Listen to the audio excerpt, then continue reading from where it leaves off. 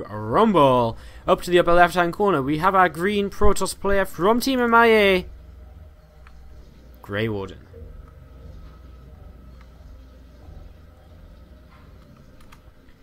And down to the bottom right hand corner, our purple Protoss player from mYinsanity, Arium.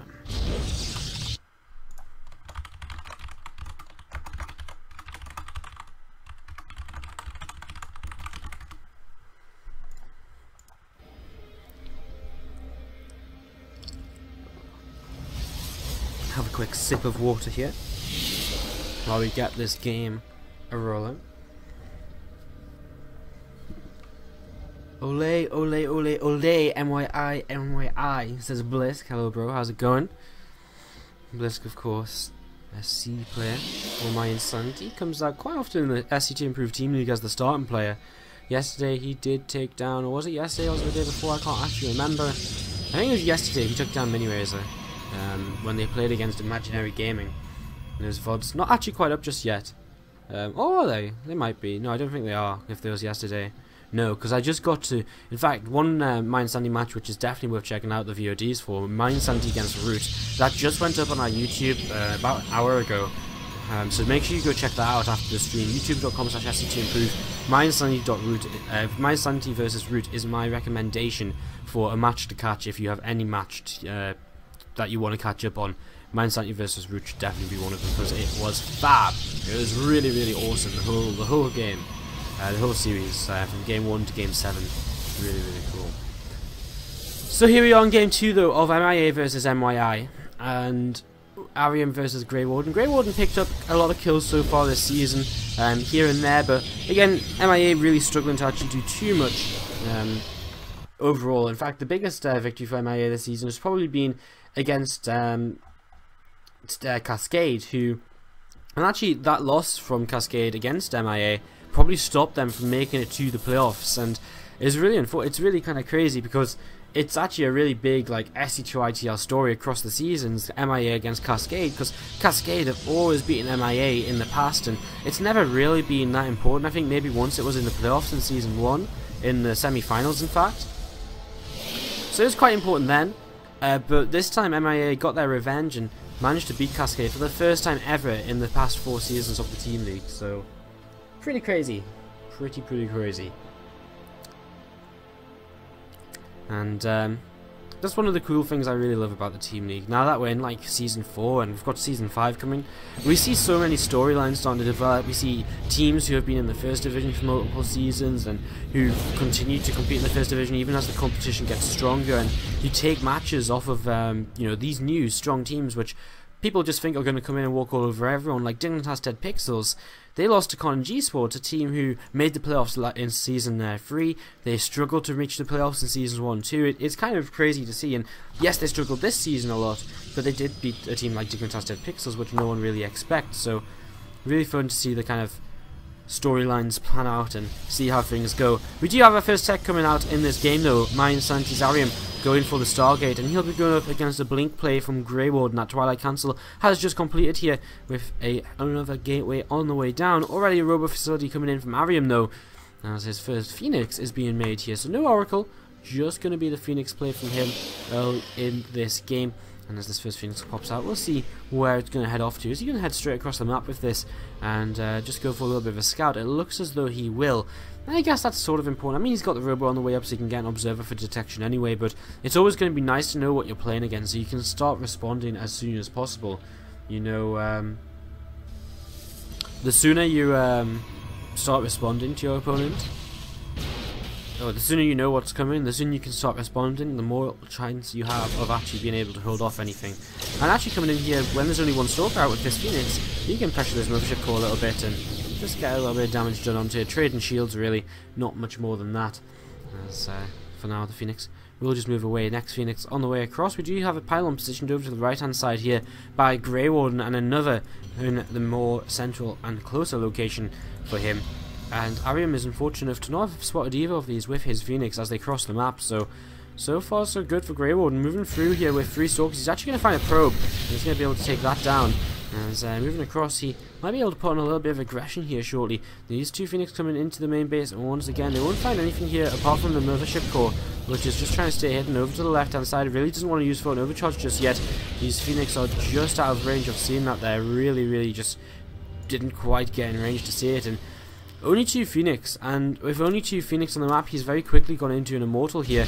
And with Photon Overcharge coming up, I don't really believe GrayWarden will be able to do all too much with this blink play. He's actually going to be able to get the mothership core here, which is pretty nice. He actually walks into the Photon Overcharge for that. But with Immortal and Void Ray production coming in at the same time, these Blink Stalkers aren't going to be able to do too much more. And GrayWarden should just take this map control, which is now established, and take that as an opportunity to expand, move a probe down to this low ground, pop down the Nexus, and with the minerals stacking up, it looks as though that's exactly what he's going to do. That will be denied momentarily here as these Phoenix stop that first probe, which attempts to take that position. So the next probe moving down, and we'll be able to pop down the Nexus, and there we go, Nexus coming down. GrayWarden just going to get that going. Got 2 Immortals out here for Arium, and a 3rd now on the way as this Observer might just be able to make it away. Just a little bit too close. I guess the Void Ray would have been able to continue chasing it anyways. 3 Immortals for Arium, and the Void Ray as well makes this a very beefy army, and he has a lot of army supply to potentially go and just bust his opponent with. Having, well, these Stalkers are going to try and blink and take down the Void Ray, and they are successful in that. That was pretty nice. That was 1 Stalker, 2 in total now this game for the Void Ray, and I think that's an okayish trade there, as Arium's just going to take his own Nexus. GrayWarden really needs to find a way to delay his opponent. He really cannot afford to stick around for too long here. Sentry picked up, and bringing it forwards though, he will be able to kill off a Phoenix, and this other Phoenix is going to come in and try and get his mothership core. You know, GrayWarden really can't afford to actually use that energy on the mothership core to Photon Overcharge on the Phoenix. He really does need it in case this army moves across from Arium, because he really, well, he's starting to pick up a little bit now in terms of his army supply count, but previously he really had nothing to kind of contest. So these Blink Stalkers such an important role, playing such an important role in this game right now as this Observer comes in. The ability to just move around, harass a little bit, and the Observer's not quite in range of each other just yet, very much so on the edge of each other's vision. As well, GrayWarden gets a Stalker annihilated here by these first 3 Immortals. Both players start up their forges at the same time, and so upgrades are going to be at very similar stages during this game. And RoboBay is on the way down for Arium, so he's going to start teching into that Colossus tech, whereas GrayWarden for now just starting to add on Immortals, so no further tech into the Colossi from him just yet.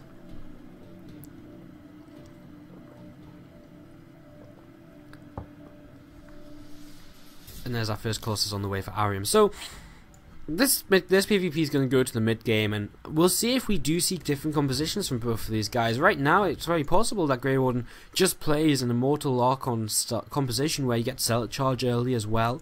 He already has that Twilight Council to get that charge with if he would like to, and put a Templar Archives down. Because the longer he waits to add on a RoboBay, the more Colossi he's going to fall behind when it comes to Colossus count against Arium. Right now, I mean, the first Colossus is about to finish, and there's that RoboBay coming down, but the second one should be on the way very quickly for Arium, so he's going to have a second Colossus on the way with the first not even able to be started from GrayWarden.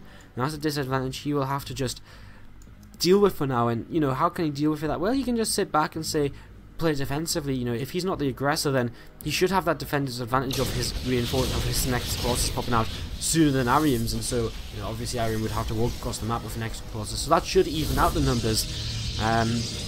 Arium did take a moment there to actually start an Oracle, but he did cancel that once that hallucinated Phoenix came in, and blinking up here takes down the Observer, will move back and will be able to blink out. No Stalkers lost, and a nice little bit of pressure forces a Photon Overcharge to get rid of some of that energy on the mothership core, which could of course be used for time warps in big engagements later on. Probably will kind of regain that energy before any real fight occurs here, as, you know, we don't even have extended thermal lance yet for Arium. He's only just starting that now, and, you know, you're not going to look to take an engagement before that finishes up, so going to boosting that out. +1 upgrade is going to finish very shortly, and with a Twilight Council coming in for Arium, that will allow him to go straight to +2. He also starts up charge as well to be able to make something happen with his Zealots. Very important upgrade, of course. Be able to close the gap between your army and theirs, chase down and, you know, cut, you know, get onto the techier units should you break through your opponent's Zealot wall. So charge quite an important upgrade, as we see +2 starting to come in from GrayWarden. He hasn't upgraded charge yet, even though he's had this Twilight Council in for quite some time. And he's actually, I didn't realise, he started a second Robo facility, so I really didn't realize this. This means he can go for 2 Colossi at a time, and it means he's very vulnerable to a timing right now because he's committed so many resources to an extra Robo. But given time, it means he will take a pretty significant Colossus lead, although on 2 bases he really will struggle to actually afford too many Colossi from this. I mean, he's already struggling to start his next one, and he's been like this way for pretty much the entire production of this Colossus right now, so maybe getting a little bit over eager with that. Arium going to drop his own 3rd base right now, so let's see what the next move here from GrayWarden shall be, as he's just still chilling with just making 1 Colossus at a time despite having 2 Robos. I think he really does need the 3rd Nexus though. I mean, he needs the gas there, he needs the extra income, otherwise what's the point of these 2 Robo facilities unless he's just going to try and hit with 4 Colossi. But he'd be hitting with 4 versus 4, and I mean, you can see now Arium, because he had the earlier Robo Bay, he didn't need the 2nd Robo facility so early on, but now he's going to add that as he gets his 3rd base up, and it just makes a lot more sense.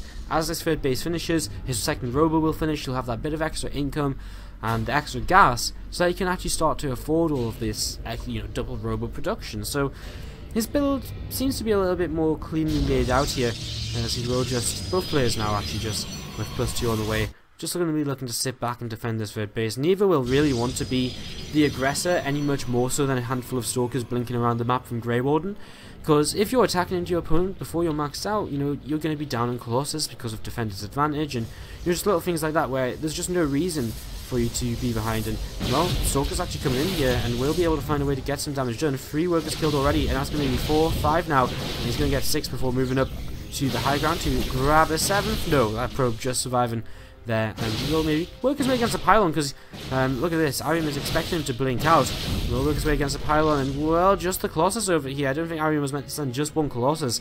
That's actually potentially something that could have been picked off there, but Arium gets away with it. Despite losing 6 workers, he still sits 3 workers ahead of his opponent. Down in upgrades though, that +3 coming in a little bit sooner for GrayWarden, and maybe will look to hit a timing with that when that finishes up. It should be finishing around the time he maxes out here, so it might be a nice time to move out on the map and see if he does have an upgrade advantage. Depends how much he's clicking on the opponents of his units, the units of his opponent, checking to see what upgrade is there. As maybe he does that now. He didn't think he did click on it though. I think Arium clicked on one of these stalkers, and might have been a right click, but I think he might have selected it just to see, how far ahead of you are you on the upgrades, and you'll see that +2 already finished for his opponent, as he is just getting his own +2 finishing up now, and needs to really go into that +3 as soon as possible.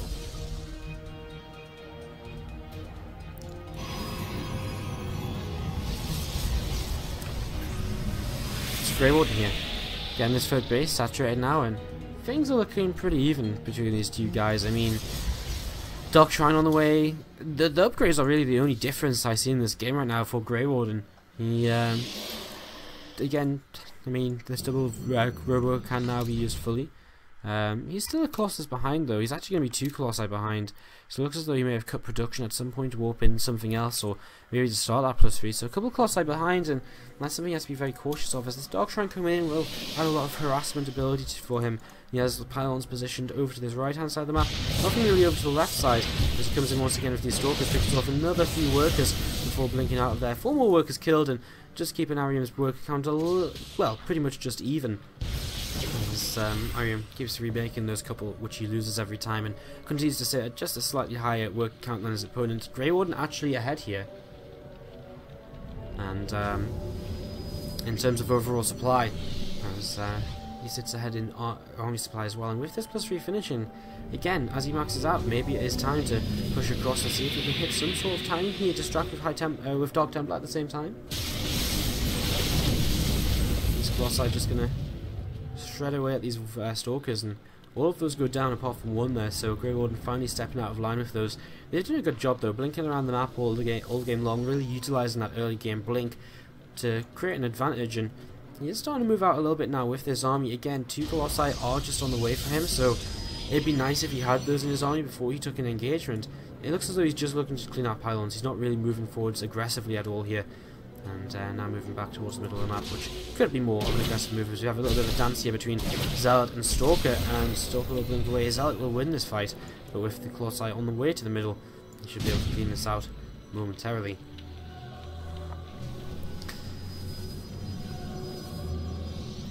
As both players max out here, again, the only real advantage remaining for GrayWarden will be that +3, and it's going to be disappearing here very quickly as Arium chronos out his own +3, and so it very much now just becomes a simple case of who can take the better engagements. And what I would love to see is actually, what we do see, the warp prisms coming out here, so going to be able to start harassing and even just use it as a kind of mechanic in which you can take a better engagement. If you have the warp prism behind your opponent's army, you can warp in the zealots behind and really shut down the distance on the colossi very quickly, and set up that flank basically. We actually have a High Templar put in here for Arium, and this is going to be used to try and take down the mothership core of his opponent, get rid of the potential time warps here, which could put his army into a pretty tough position moving forwards. GrayWarden will probably try and sit defensively. It's 12 colossi against 10 in favour of Arium. He does mean he has a lot less zealots. In fact, he has very few tanky units. He has 6 Archons over 3, with only 6 zealots to 19. As Warp Prism Speed coming in for both players right now. Armour actually about to finish up for GrayWarden. He's completely out of position. He doesn't know this army's coming up towards his third base right now at all. And this is going to be a very quick and easy snipe and recall out of here from Arium. No reason to stick around once this goes down.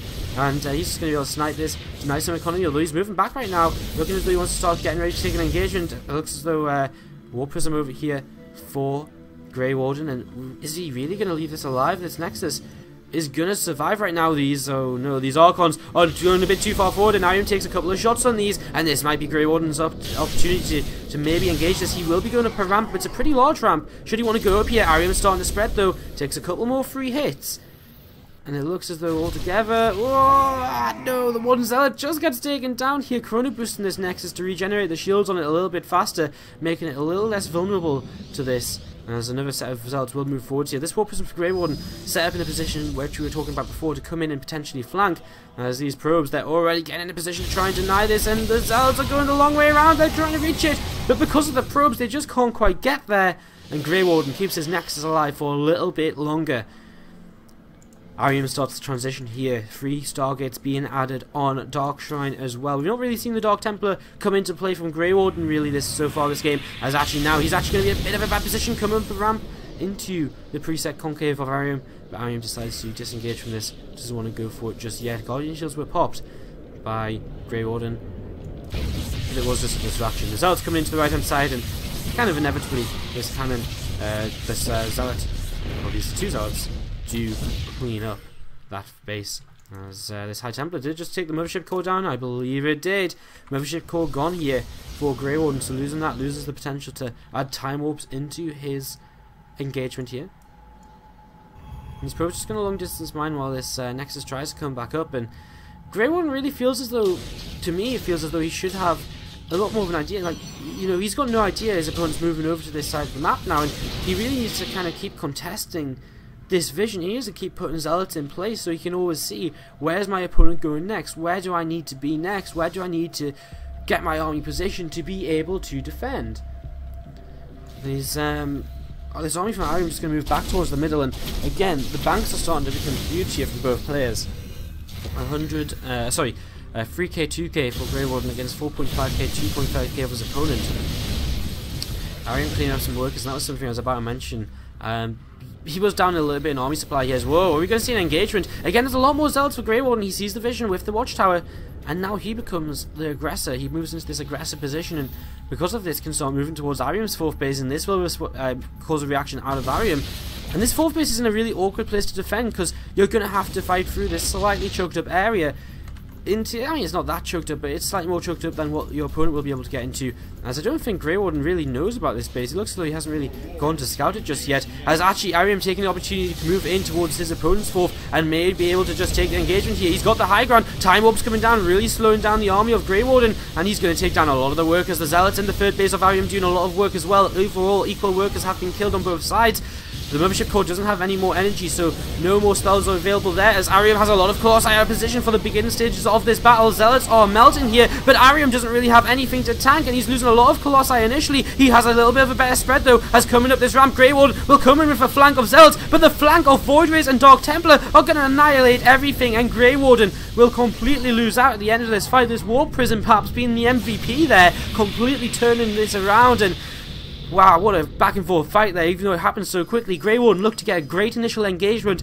Arium started to kind of clean things up, but then Zealots came in for GrayWarden, looking as though they might be able to take down the Claw side, but then the flank, the Void Rays, and the Dark Templar from Arium, and just has so much of a bank, he can make so much so quickly. And now we see Archons moving up to this high ground, and Colossi as well. They're going to camp the production. It looks as though Arium, despite losing so much over here, there's DTs and there's Zealots everywhere, he's just going to be able to once again, just like last game, win with the army that he has left standing. He's going to be able to take down the production. There's nothing which GrayWarden can do at this point.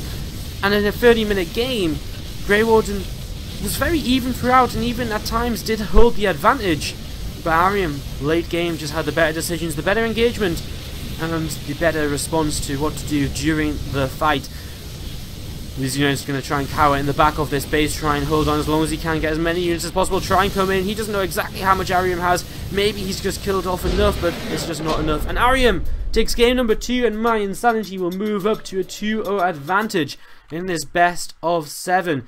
And MiA